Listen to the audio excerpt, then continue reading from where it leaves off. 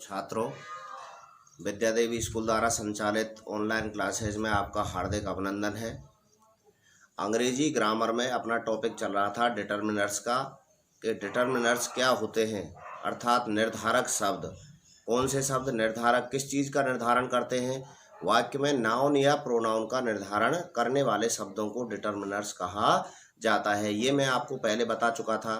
अच्छा, इससे अगले मैंने आपको डिटर्मिनर्स में सबसे पहले आर्टिकल, जिसमें ए एन और दा का प्रयोग बताया था। डेमोन्स्ट्रेटिव में मैंने आपको दिस, दैट, दीज और दोज का प्रयोग भी बता दिया था। उसके बाद सम और एनी, और फिर उसके बाद मैंने लिटिल और फ्यू वालों को आपके लिए बताया था, जिसमें मैंने फ्यू, ए फ्यू, लिटिल और ए लिटिल के बारे में बताया था। तो अब उससे आगे बढ़ाते हुए अपने टॉपिक को, आज की क्लास में मैं आपको द फ्यू और द लिटिल के बारे में बता रहा हूं कि द फ्यू का प्रयोग किस स्थिति में और कहां पर किया जाता है। तो सबसे पहले है द फ्यू।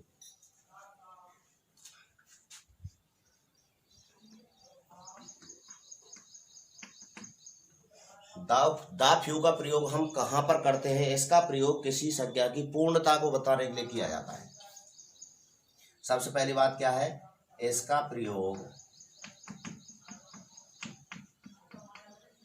वाक्य में किसी नाउन की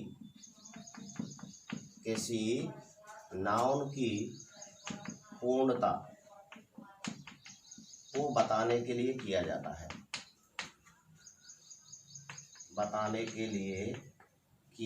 है।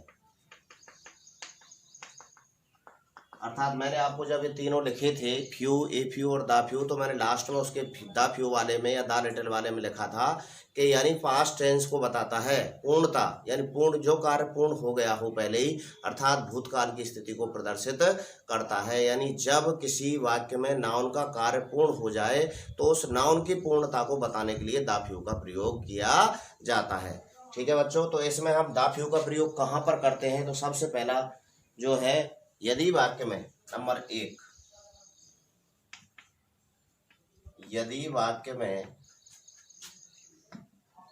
सब्जेक्ट यानी कर्ता के साथ हैज, हैव या हैड, ठीक है बच्चों, यदि वाक्य में सब्जेक्ट यानी कर्ता के साथ में हैज, हैव या हैड दिया हुआ हो तो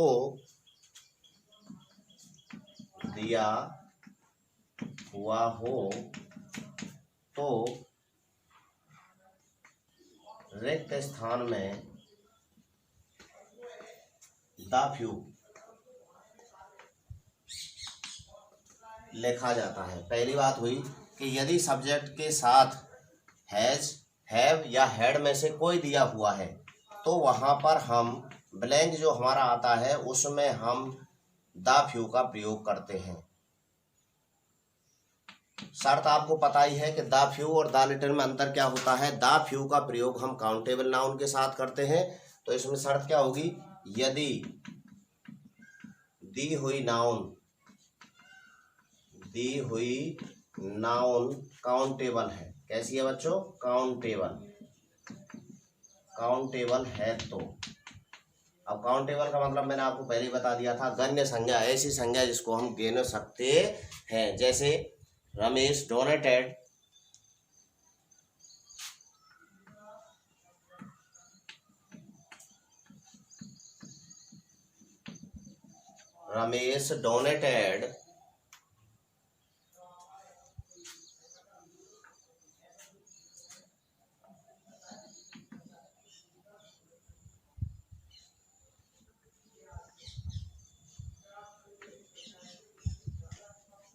ही हैड। अब यहाँ पर हैड आया है कर्ता के साथ, तो यहाँ पर क्या आएगा? द फ्यू, यानी रमेश के पास जितने रुपए थे उनको उसने दान दे दिया, अर्थात कार्य की पूर्णता। नाउन क्या थी? RS, रुपए। ठीक है, द फ्यू। तो Ramesh donated the few rupees he had, यानी रमेश के पास जितने रुपए थे उसने उनको दान दे दिया।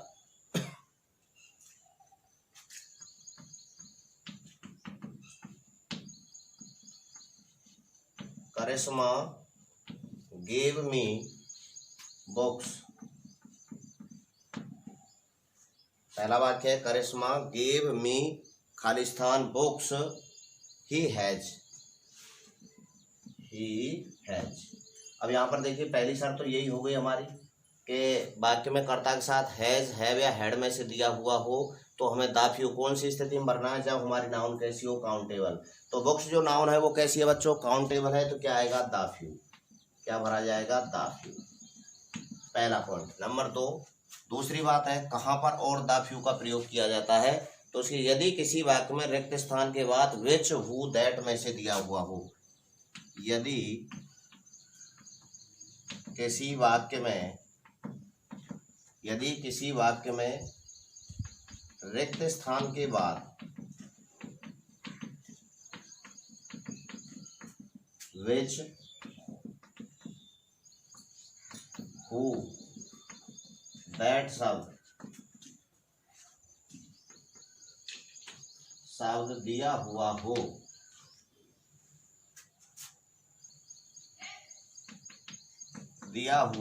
तो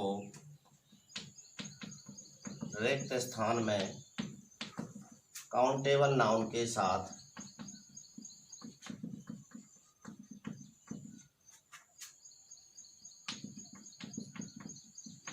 द फ्यू का प्रयोग किया जाता है।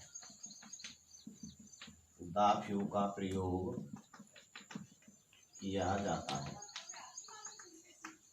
ठीक है बच्चों। अब दूसरी कंडीशन क्या हुई, यदि मान लीजिए वाक्य में ब्लैंक दे रखा है और ब्लैंक के बाद हु, विच और दैट में से यदि कोई शब्द आया हो तो हमें रिक्त स्थान में यदि काउंटेबल नाउन दी हुई है तो वहां पर बच्चों हमें क्या भरना है, द फ्यू का प्रयोग कर।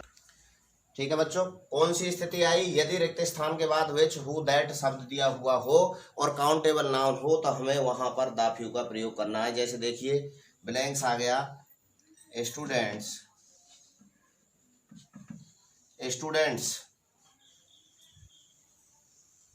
that come here are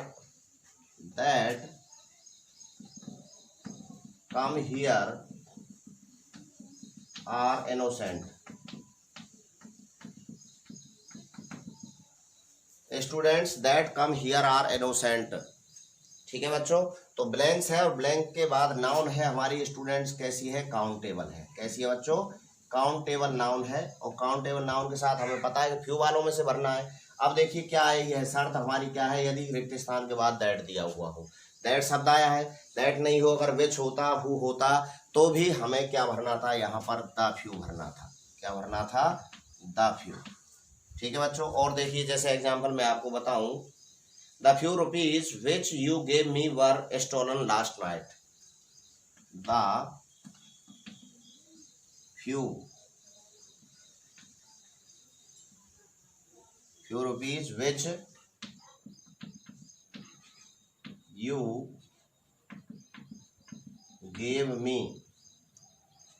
gave me stolen last night, were stolen last night। देखिए बच्चों क्या है, द फ्यू रुपीज रुपए है। अब यहाँ पर ये नाउन कैसी है, काउंटेबल है। द फ्यू रुपए को जो हमारे हिंदू संस्कृति के अनुसार मान लें या जो हमारे लिखने की पद्धति है उसमें रुपए को इसी अनुसार लिखा जाता है। तो the few rupees which you gave me were stolen last night, अर्थात जो रुपए तुमने मुझे दिए थे वो पिछली रात चोरी हो गए। अगला पॉइंट क्या है अपना तीसरा, देखिए तीसरा पॉइंट नोट करें आप कि तीसरे पॉइंट में क्या बात है, जहां पर हमें द फ्यू का प्रयोग करना है। यदि किसी वाक्य में अलग अलग टेंस की हेल्पिंग वर्ब, मेन वर्ब एक साथ दे रखी हो, यदि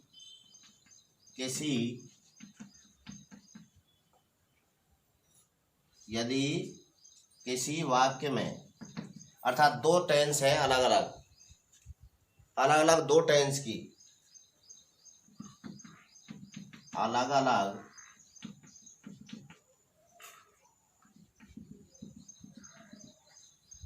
टेंस की HV या MV एक साथ दे रखी हो तो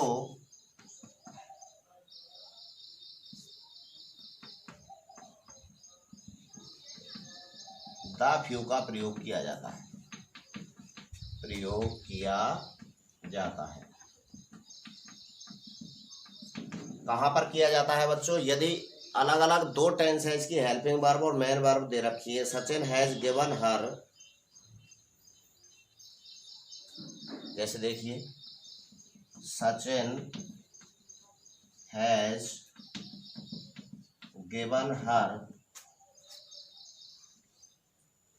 Sachin has given her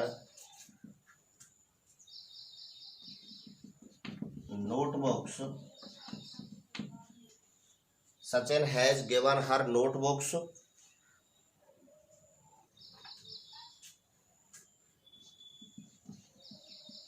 he had. तो यहाँ पर देखिए हैज भी आया है और हैड भी आया है। और वैसे पहले मैंने हेड वाला बता दिया, यदि किसी वाक्य में सब्जेक्ट के साथ में हैज हैव और हेड दिए हुए हों तो हम उस स्थिति में किसका प्रयोग करते हैं? द फ्यू का प्रयोग करते हैं, बशर्ते कि हमारी नाउन कैसी होनी चाहिए? काउंटेबल होनी चाहिए। क्या आएगा? द फ्यू आएगा, द फ्यू। ठीक है बच्चों, तो द फ्यू का प्रयोग हम कौन सी कंडीशन में किस प्रकार से कर सकते हैं, ये आपकी समझ में अब तक आ गया होगा। अब लेके चलते हैं, अगला है द लिटिल। द लिटिल का प्रयोग कहाँ पर किया जाता है, किस स्थिति में?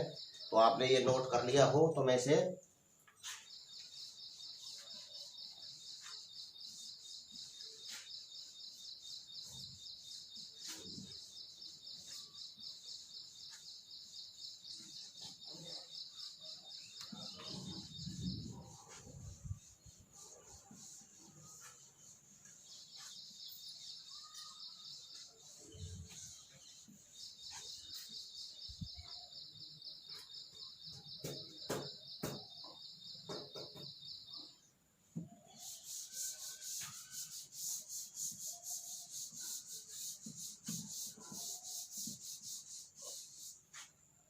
अगला है द लिटिल।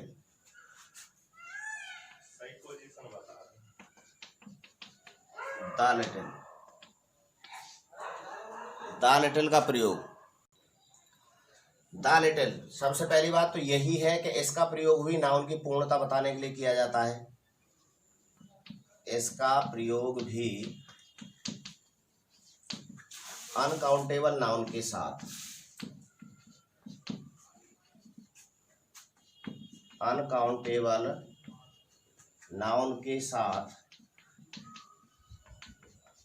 नाउन की पूर्णता बताने के लिए,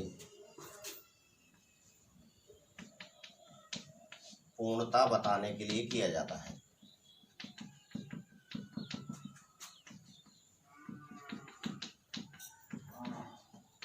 नाउन की पूर्णता बताने के लिए शर्त क्या रहती है कि द फ्यू में हम काउंटेबल नाउन के साथ इसका प्रयोग करते हैं और द लिटिल में हम अनकाउंटेबल नाउन के साथ इसका प्रयोग करते हैं। अर्थात द लिटिल का प्रयोग अनकाउंटेबल नाउन के साथ और द फ्यू का प्रयोग काउंटेबल नाउन के साथ किया जाता है।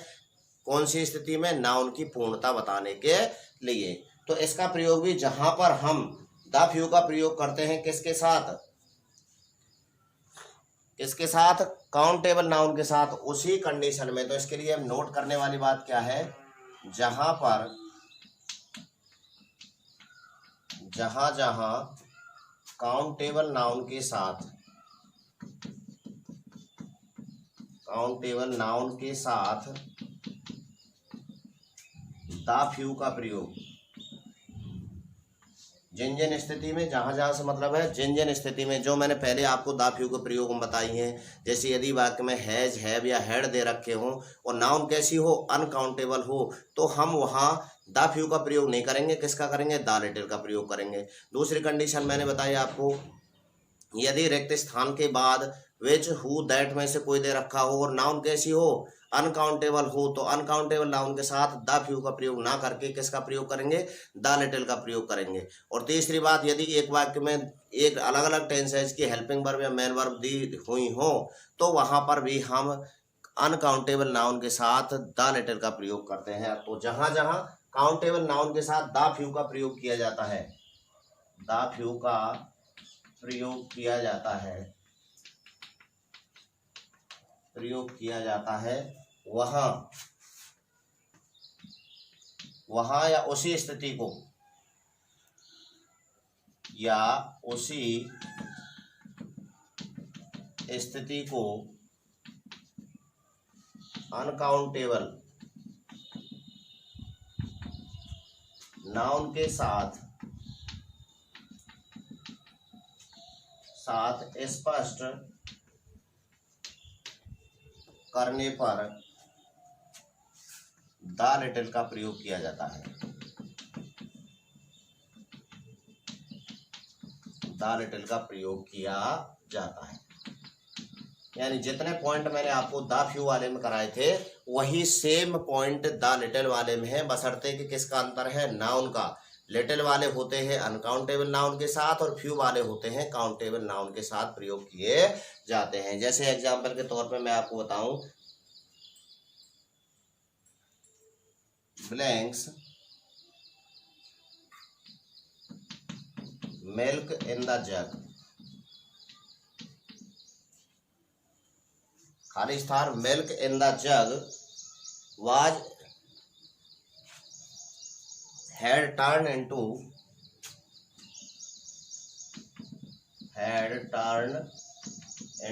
curd। यानी जितना जग में दूध था वह किस में बदल गया, दही में बदल गया। तो वाक्य में क्या आया है, हैड का प्रयोग हुआ है। तो यहाँ पर क्या आएगा, द लिटिल आएगा। क्या आएगा बच्चों, द लिटिल। यानी जितना भी दूध था जग में वह किस में बदल गया, दही में बदल गया है। Ram has given me, Ram has given me खाली स्थान फूड ही है। यानी राम के पास जितना भी भोजन था उसने सारा का सारा मुझे दे दिया। तो क्या आएगा बच्चों, द लिटिल। ठीक है, जहां जिस स्थिति को द फ्यू से काउंटेबल नाउन के साथ प्रकट किया जा रहा था उसी स्थिति को दर्शाने के लिए अनकाउंटेबल नाउन के साथ किसका प्रयोग होगा, द लिटिल का प्रयोग किया जाएगा। अब आपकी समझ में आ गया होगा कि द फ्यू और द लिटिल के प्रयोग में अंतर क्या होता है। अंतर केवल इतना होता है कि द फ्यू जो है वह काउंटेबल नाउन के साथ आता है और जो द लिटिल है वह हमारा किसके साथ आता है बच्चों, अनकाउंटेबल नाउन के साथ आता है। तो विशेष जो बात ध्यान रखने योग्य है वह यही है कि हमें द फ्यू का प्रयोग काउंटेबल नाउन के साथ करना है और द लिटिल का प्रयोग हमें अनकाउंटेबल नाउन के साथ करना है।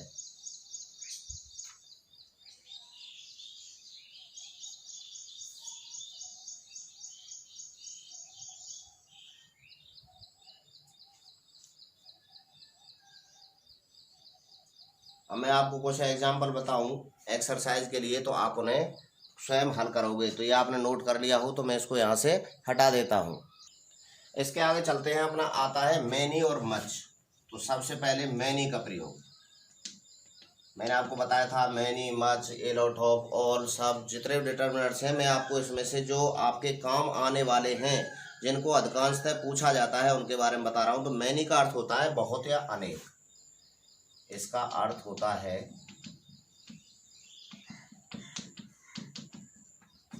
बहुत या अनेक। बहुत या अनेक इसका अर्थ होता है। तो वही ए ग्रेट नंबर, इसका प्रयोग संख्या बतलाने के लिए प्लूरल काउंटेबल नाउन के साथ किया जाता है। इसका प्रयोग संख्या बतलाने के लिए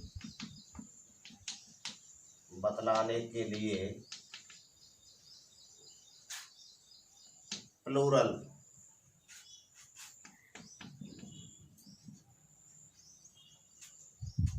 काउंटेबल नाउन के साथ किया जाता है।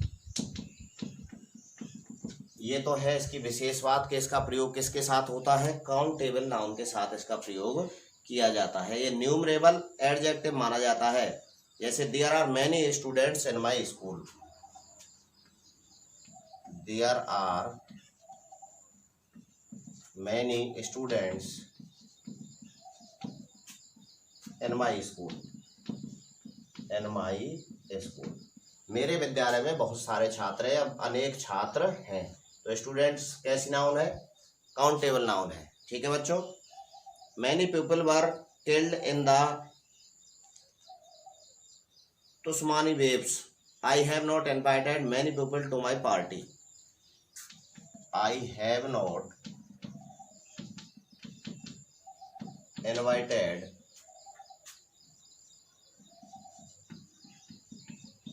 many people in my party। मैंने मेरी पार्टी में बहुत सारे लोगों को नहीं बुलाया। तो किसका प्रयोग हुआ है? काउंटेबल नाउन के साथ संख्या बताने के लिए इसका प्रयोग किया जाता है। और जैसे इंटरोगेटिव प्रश्नवाचक में इसका हाउ के साथ इसको जोड़ करके प्रयोग किया जाता है। प्रश्नवाचक यानी इंटरोगेटिव।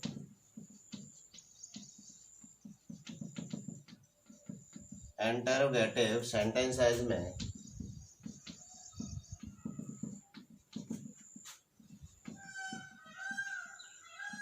इसका प्रयोग संख्या पूछने के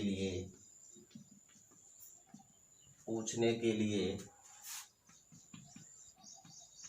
हाउ के साथ किया जाता है।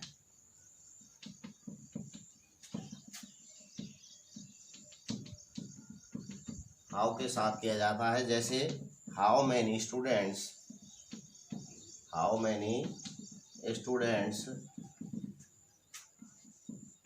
Do you teach in the class. कितने छात्रों को तुम अपनी कक्षा में पढ़ाते हो।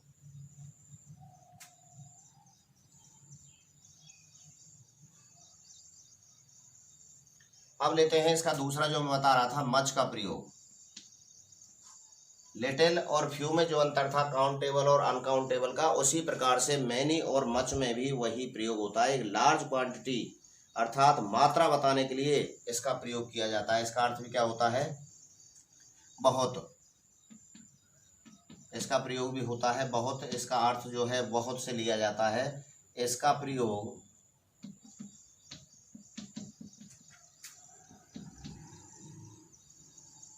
अनकाउंटेबल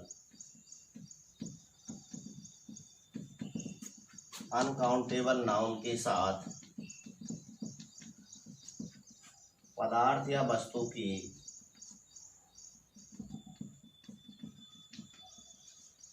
मात्रा बताने के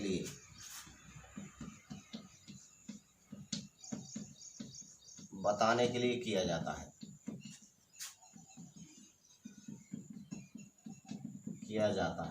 ठीक है बच्चों। यानी जो अंतर हमारा फ्यू और लिटिल में था वही अंतर मैनी और मच में है। मैनी का प्रयोग काउंटेबल नाउन के साथ और मच का प्रयोग अनकाउंटेबल नाउन के साथ होता है। जैसे there is much water in the well. जैसे there is much water in the pond. तालाब में बहुत सारा पानी है। ठीक है। तो मात्रा बताने के लिए किया गया है बहुत अधिक पानी है। ठीक है। जैसे और इंटरोगेटिव सेंटेंस में वही मात्रा पूछने के लिए इसका प्रयोग किया जाता है। जैसे मैनी का प्रयोग था उसी प्रकार से इंटरोगेटिव सेंटेंस में हाउ के साथ इसका प्रयोग होता है। जैसे how much milk do you drink daily.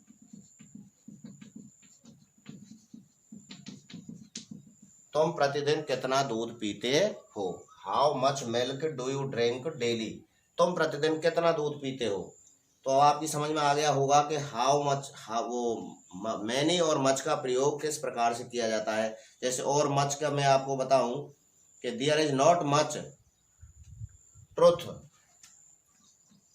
There is not much truth in the statement. यानी ये जो कथन है इसमें अधिक सत्य नहीं है। सत्य क्या है? अब ये कोई गिनने वाली तो है नहीं, तो कैसी नाउन हुई? अनकाउंटेबल। तो काउंटेबल नाउन के साथ किसका प्रयोग होता है? मैनी का। और अनकाउंटेबल नाउन के साथ मच का प्रयोग होता है। दोनों का अर्थ होता है बहुत यानी संख्या में बताने के लिए मैनी का प्रयोग, और मात्रा या तौल में बताने के लिए मच का प्रयोग किया जाता है। तो आज की क्लास में मैंने आपको the few, the little, much और मैनी के बारे में बताया था। तो मेरा मानना यही है कि आपकी समझ में शायद आ गया होगा, और प्रैक्टिस करने के लिए मैं आपको अगली क्लास में और इसके बारे में बता दूंगा। ठीक है बच्चों, तो धन्यवाद।